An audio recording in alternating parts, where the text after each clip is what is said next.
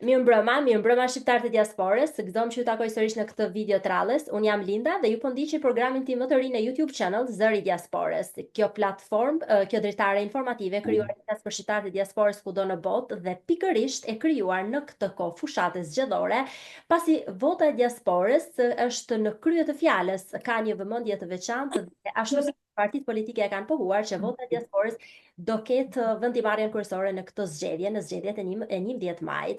Dhe unë deri më tani kam pasur zëra nga opozita, nga aktor nga koalicionet e partive politike, dhe sot për herë të parë podcasti tim do t'i bashkohet një zonjë nderuar nga Partia Socialiste, që unë kam vërtet respekt për të, për profesionalizmin dhe korrektesën e saj. Ajo është zonja Milva Ekonomi dhe e kam në një lidhje Skype. Mirëmbrëma zonja Ekonomi, faleminderit që pranuat ftesën për t'ju bashkuar zërit të diasporës. Faleminderit shumë Linda dhe unë jam shumë e gëzuar që kam ardhur në podcastin tënd dhe në kanalin tënd më të ri të YouTube-it Zëri i Diasporës. Faleminderit. Kënaqësi është për mua në fakt të kem sot dhe do flasim për votën e diasporës, zonja Ekonomi. Ka një vëmendje shumë të veçantë dhe bini dhe ju dakord, besoj që vota e diasporës dhe diaspora do vendos se kush do vi në pushtet? Për me thënë të drejtën, gjithë rrugtimi i votës së diasporës është pak i vjetër, sepse historikisht të dyja partitë më të mëdha në arenën politike shqiptare, Partia Socialiste dhe Partia Demokratike, kanë bërë përpjekje për të pasur diasporën. Më në fund ne ja dolëm në një konsensus përbashkët, ku Partia Socialiste nuk hoqi dorë asnjëherë nga kjo përpjekje e votës së diasporës, që këtë vit në zgjedhjet parlamentare të votojë dhe diaspora. Ne llogarisim që në zgjedhjet e diasporës të marrin pjesë si mas sistemi PER rreth 247.000 njerëz që jetojnë jashtë territorit të Shqipërisë, që jetojnë në Europë, Amerikë apo Gjetkë, dhe në KQZ janë të regjistruar të gjithë personat që nuk vinë vetëm nga vendet e Europës, por nga çdo vend tjetër i globit ku ka shqiptar dhe janë regjistruar në sistemin PER për të marrë pjesë në zgjedhje. Natyrisht 247.000 individ kanë peshën e vet në këtë zgjedhje dhe do të influencojnë padyshim edhe në rezultatin zgjedhor.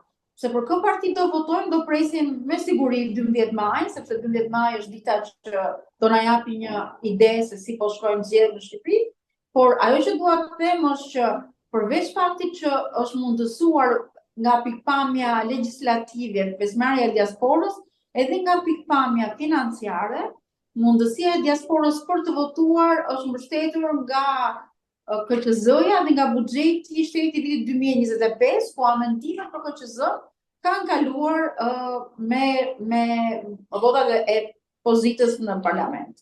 E qartë. Dhe pjesëmarrja e shqiptarëve të diasporës në procesin e regjistrimit deri më tani ka qenë vërtet goxha e madhe dhe impresive. Kemi parë se sa e lartë shifrat kanë qenë duke rritur dita ditës, të paktën nga ato çka raporton KQZ-ja. Mund të themi që e gjithë kjo pjesëmarrje mund të përkthehet në një votë, do jenë shqiptarë diasporës ata që do duan vërtet të votojnë, po kaq masivisht. Tani një gjë që duhet të vendosim të sqarojmë është se vota e diasporës është një votë që i shtohet votave të një zonë zgjedhore. Ne në Shqipëri kemi 12 zona zgjedhore, pra janë 12 qarqe, të cilët kanë kandidatët e tyre për të marrë pjesë në kuvendin e Republikës së Shqipërisë. Dhe në listën atyre që votojnë janë edhe njerëzit që jetojnë jashtë territorit të Shqipërisë, sipas adresës që kanë dhënë në vend banimin që kanë pasur në Shqipëri kur kanë marrë kartën e identitetit ose pasaportën, pra kur kanë një numër ID-je. Numri juaj i ID-s i çdo njeriu e lidh ato me vend banimin. Që kështu nga numri i ID-s që ai ka vendosur në PER, është saktuar vend banimin që e lidh me një zonë zgjedhore. Pra, të gjitha ata që janë në diasporë do kenë mundësi të influencojnë në numrin e deputetëve që do merret në një zonë zgjedhore sipas partisë që ato kanë përqyeshmëri. E qartë. Do doja të kaloja pak tek programi i Partisë Socialiste. Ju e keni bërë të ditur, e keni bërë publik tashmë, por nëse ka diçka specifike për diasporën shqiptare, çfarë premtimesh ka bërë Partia Socialiste deri më tani? Tani programi orientohet kryesisht për zhvillimin ekonomik të vendit, po një nga gjërat që bën thirrje Partia Socialiste është thirrja për njerëzit që jetojnë dhe punojnë në diasporë që të kthehen dhe të kontribuojnë në Shqipëri. Natyrisht që kjo është me vullnetin e lirë të njerëzve që jetojnë në perëndim dhe mund të vendosin të vinë apo jo, është e drejta e tyre e zgjedhjes. Ajo që po kërkohet të thuhet është që të gjithë ata që punojnë dhe jetojnë në diasporë kanë një mundësi për të investuar në ekonominë shqiptare nëpërmjet paketës së maleve. Paketa e maleve është një paketë që qeveria e ka diskutuar më parë, e ka miratuar parlamenti ligjin e paketës së maleve, që do të thotë, nëse ti je një njeri që ke një pronë, të cilën nuk ta ka njohur akoma hipoteka, por ajo është pronë që i takon të parëve të tu, apo familjes tënde, apo ty vetë, dhe ndodhet në një zonë që është një zonë rurale, ti mund të vendosësh të marrësh dhe ta përdorësh të pronë duke pasur vetëm një leje për pronësinë nga Këshilli Bashkiak i vendit ku ndodhet sipërfaqja. Kjo sipërfaqe mund të zhvillohet dhe mund të kthehet në një agroturizëm, mund të kthehet në një gjë që ndihmon bujqësinë, si serë, si fabrikë përpunimi, si fermë lektorale. Dhe për këtë gjë ti mund mbështetesh dhe nga paratë tua, po dhe nga mbështetja që jep shteti për këtë lloj iniciative. Nëse ti e ke bërë investimin 100% të asaj që ke deklaruar në fillim, në harkun kohor të 10 viteve, kjo pronë të kthehet ty me të drejtën e plotë hipotekore që ta njeh kadastra. Kjo është nisma e parë që ne mund të përmendim në program si pjesë për të kthyer diasporën. Tjetra e rëndësishme është fakti që ne po përpiqemi që fëmijët e njerëzve që jetojnë në Perëndim, fëmijë që kanë lindur atje, të kenë mundësi të mësojnë shkollën shqipe, gjuhën shqipe, nëpërmjet mësuesve që do vinë nëpër shkolla, por qoftë nëpërmjet një programi, platforma Unë mësoj shqip, që do të mësoj fëmijët e një moshe të re të mësojnë gjuhën anëtare. Ajo që është gjithashtu e rëndësishme në programin që bëhet për diasporën janë edhe qendrat kulturore të shqiptarëve që do ngrihen në zona ku ka shumë shqiptarë, si për shembull në Itali, në Greqi, apo në Angli, apo në Gjermani, ku përqindja e shqiptarëve që kanë emigruar është e lartë. Kjo për arsye që ka nevojë të shtohet dhe më shumë krenaria dhe të ndihen të lidhur me vendin. Ndërsa programet e tjera ekonomike që ka Partia Socialiste janë si për ata që jetojnë në vend dhe për ata që vinë nga diaspora. Por thirrja kryesore bëhet për një arsye tjetër, që lidhet me pagesat që janë zhvilluar në Shqipëri kohët e fundit. Paga që merr një individ shqiptar, paga minimale është rritur, gjë që ka nxitur edhe pagën mesatare në sektorin jo publik të rritet, por edhe pagën në sektorin publik të jetë rritur. Ndërkohë ato industri që janë industri që kanë dhënë më shumë pjesëmarrje dhe kanë mundsuar më shumë rritjen ekonomike, siç është industria e mikpritjes, i kanë pagat larta, prandaj Shqipëria është gjithmonë një vend atraktiv për ata që janë në industrinë e mikpritjes. Ndërkohë ka dhe sektor të tjerë strategjik ku pagat janë rritur, siç është sektori energjetik apo sektori i transportit, sidomos ajror dhe hekurudhor. E qartë, duket shumë interesante programi për sa i përket diasporës shqiptare për t'ju ftuar për të kthyer në atë dhe gjë që besoj dëshira është shumë e madhe nga shqiptarët e diasporës, zonja ekonomike, por do doja shumë që t'ju ftoja pak të flasim për jetën e shqiptarëve të diasporës që jetojnë në shtetet ku ata kanë zgjedhur dhe kanë emigruar prej vitesh dhe që siç tha dhe ju kthimi duhet jetë i vullnetshëm, por për ata shqiptarë që do të donin të qëndronin sërish në vendin ku ata kanë emigruar, a ka një plan projekt, ndoshta për t'i mbështetur, dhe nëse ju keni hyrë në brendësi dhe tashmë nga takimet që ju keni patur deri më tani, keni kuptuar problematikat e shqiptarëve të diasporës dhe çfarë vërtet Partia Socialiste do hartonte diçka për t'ju lehtësuar jetën edhe në diasporë. Dhe këtu duke nisur dhe nga konsulatat shqiptare, sa funksionojnë, si ka qenë shërbimi i tyre deri më tani dhe çfarë ka në plan Partia Socialiste për t'i përmirësuar ndoshta në të ardhmen. Tani, një gjë është e rëndësishme të themi që ne në Shqipëri kemi një nivel digitalizimi të lartë. Dhe këtë nuk e njohim vetëm brenda Shqipërisë, por këtë na e njeh edhe një organizëm ndërkombëtar që quhet Sigma OECD, që është një organizëm të cilin Bashkimi Evropian e përdor për të monitoruar se si po shkon progresi i administratës në gjithë vendet e Ballkanit Perëndimor. Ne ja kemi dalë që me digitalizimin të lehtësojmë shumë shërbime për qytetarët. Dhe në këto shërbime janë lehtësuar shumë dhe shërbimet konsullore. Janë plot 52 shërbime konsullore që mund të merren online, por kjo nuk mjafton. Ne kemi bërë në këtë politikën e jashtme, ne kemi bërë 2 gjëra të rëndësishme. E para që numrin e ambasadave shqiptare në disa vende të tjera të botës të arrisin, pra ka më shumë përfaqësi shqiptare në vende të tjera, dhe nga ana tjetër kemi vendosur që disa konsullata të shtohen. Për shembull, kur ishim në takimin me Greqinë, një gjë që u ra dakord atje është që në Kret ka nevojë për një konsullat të re shqiptare. Ajo do marrë harkun kohor rreth një vit për të ngritur, sepse duhen të nënshkruhen protokolle dhe të bëhen marrëveshje, por ne do kemi në Kret. Funksionon aktualisht konsullata në Kret? Nuk ka. Sepse kam parë në Nuk ka konsullat në Kret, do ngrihet nga e para. Që kështu, kjo është një gjë që po bëhet për të lecuar jetën e diasporës shqiptarëve që jetojnë jashtë Shqipërisë. Tjetra e rëndësishme, sepse ka qenë një çështje shumë e rëndësishme që është dhe diskutuar, ka qenë marrëveshjet e pensioneve. Ne kemi dalë që në harkun kohor të këtyre 10 viteve të nënshkruajmë 16 marrëveshje pensionesh për njëjën e ndërsjellë të pensioneve.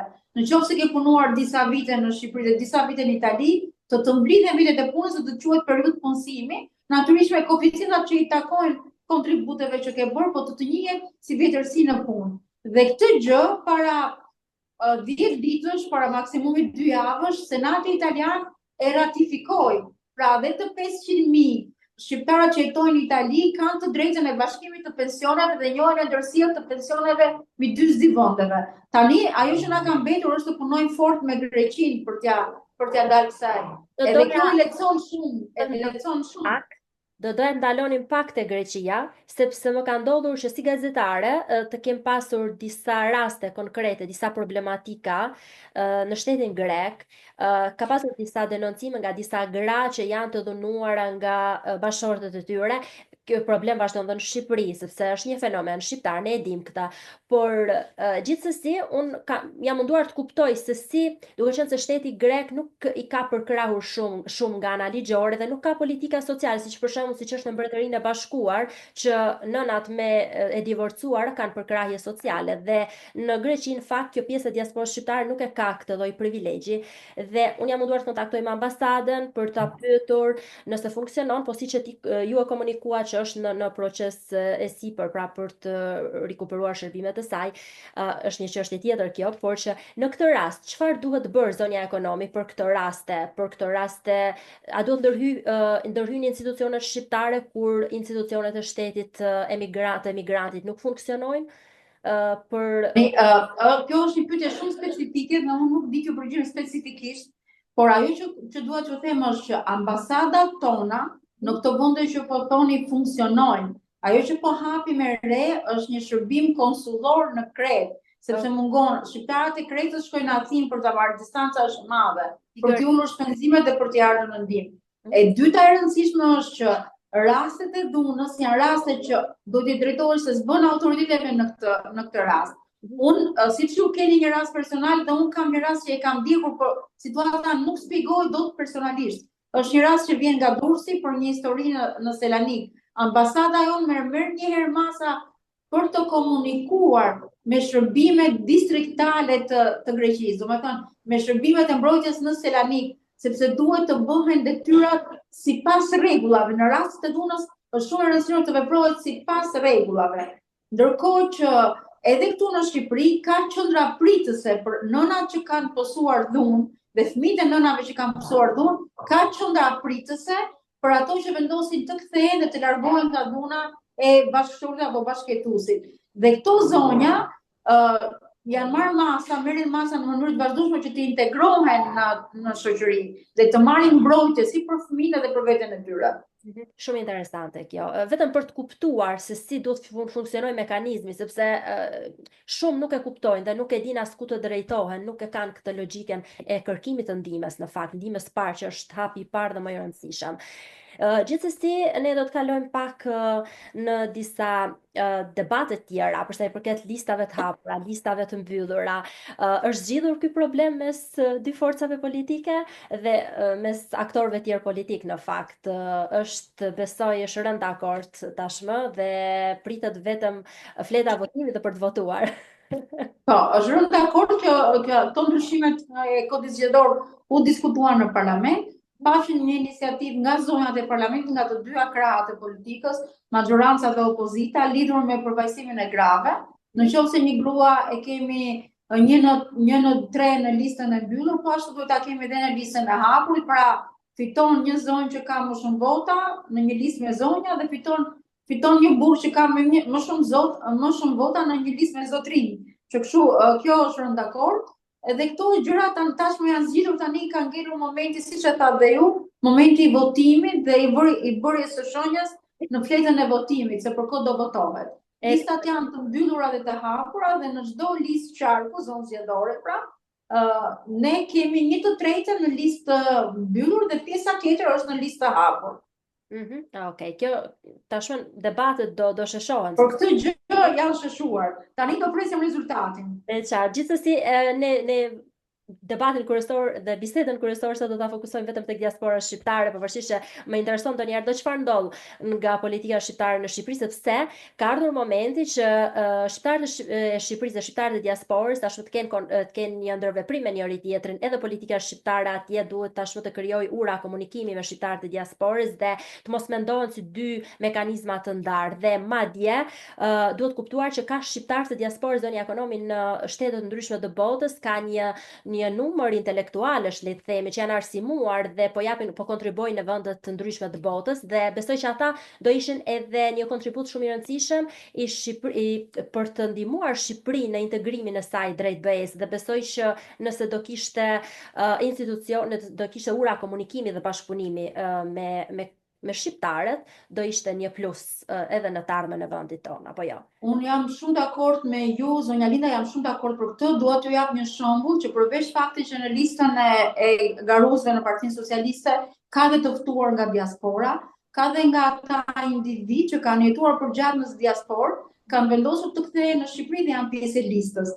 Por një koment që doja të bëja për këtë përthitjen e fuqisë intelektuale të diasporës është një rast që kemi në Parlamentin e Shqipërisë. Në Parlamentin e Shqipërisë ne kemi një komision të posaçëm që merret me fillimin e reformave Shqipëria 2030 në BE. Dhe këto reforma lidhen me 3 shtylla kryesore, lidhen me mirëqeverisjen, me antikorrupsionin dhe me sundimin e ligjit. Për të bërë një, si të thuash, plan kombëtar veprimi, këtë plan kombëtar veprimi Kuvendi i Shqipërisë e ka bërë në bashkëpunim me ekspert vendas dhe të huaj. Vendasi ndahen në 2 kategori, vendas që kontribuojnë në Shqipëri dhe vendasi kontribuojnë në diasporë. Ka plot individ nga diaspora që merren me këtë çështje, që kanë dhënë kontributin e tyre me shkrim, por kanë dhënë kontributin e tyre edhe me pjesëmarrje fizike në konferenca për të thënë se çfarë duhet bëjë Shqipëria për të pasur një rrugtim të lehtë në Bashkimin Evropian, duke përmbushur kriteret e këtyre 3 fushave. Dhe javën që po lëm pas u organizua një takim i nivelit të lartë të ekspertizës, ku morën pjesë pikërisht të njerëz që janë shqiptar, që jetojnë në diasporë, që janë pedagogë në fakultete të ndryshme, ose që janë researcher që punojnë për think tank europian dhe mund të japin kontribut në këto shtylla. Pra, ka një ndërgjegjshmëri më të lartë për të dhënë kontributin për të bërë më të mirën për Shqipërinë, që vjen pikërisht nga zëri i diasporës dhe ja vlen shumë për të përgëzuar kjo si iniciativë. Përveç kësaj, ka dhe disa, unë mendoj që janë të rëndësishme edhe këto dhe 2 network të tjera që kanë të bëjnë me inovacionin dhe digitalizimin. Networket që janë krijuar kanë dhënë një kontribut shumë të madh për agendën e startupeve, agendën kombëtare të startupeve dhe inovacionit, sepse padyshim duke jetuar në një vend siç është Anglia, apo siç është Italia, apo siç është Gjermania, apo siç është Amerika, eksperienca me cilën përballesh është më e shumtë dhe më e lartë se sa ajo që ke në Shqipëri. Dhe ekzistenca e këtyre network e kanë bërë të mundur që dhe agenda e inovacionit dhe startupeve në Shqipëri të zhvillohet më shpejt. Tashmë teknologjia ka avancuar zona ekonomi dhe do ishte një strategji shumë interesante dhe frytëdhënëse nëse do vijej në jetë në të ardhmen. Dhe duhet kuptuar që tashmë projektet duhet të propozojnë për shqiptarët e diasporës, qofshin ata që duan të kthehen për të jetuar dhe për të investuar në vendin e tyre, por duhet të ketë diçka specifike edhe për shqiptarët e diasporës që duan të jetojnë në vende të ndryshme të botës, që e ka nisur rrugtimin tashmë dhe nuk duan të kthehen, nuk mund të kthehen ndoshta për arsye të ndryshme. Gjithsesi të kthehemi pak tek fleta votimit të diasporës. A duhet të komentojmë diçka në lidhje me këtë fletë votimi? Unë sot kam marrë udhëzuesin dhe kam publikuar diçka, po nëse mund të komentojmë apo nëse ke ndonjë kërkesë ose një këshill specifike për shqiptarët e diasporës që duhet të kenë kujdes kur plotësojnë këtë fletë.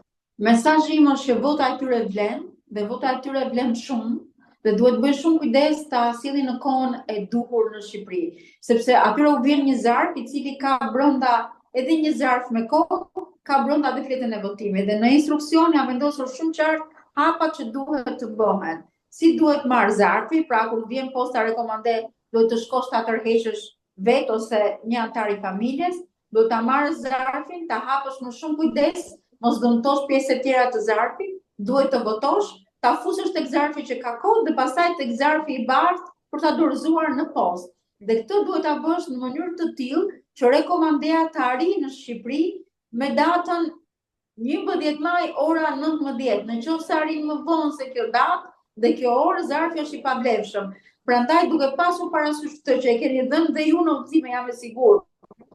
Duhet bëjnë shumë kujdes.